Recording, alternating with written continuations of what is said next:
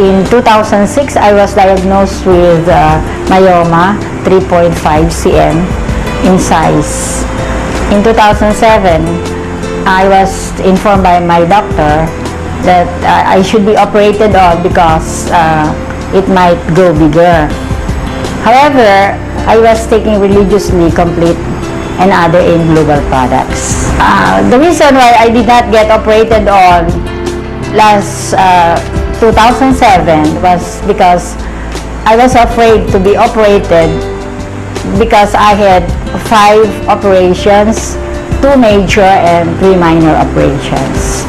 The family in 2010 decided that I be operated on. So I went to see my doctor friend surgeon, and I was advised that before I get operated on, I should get all the necessary laboratory tests, including ultrasound. So I had the ultrasound in Quezon Martires City last December 2010, and to my surprise, I found out that there is no more myoma in my uterus.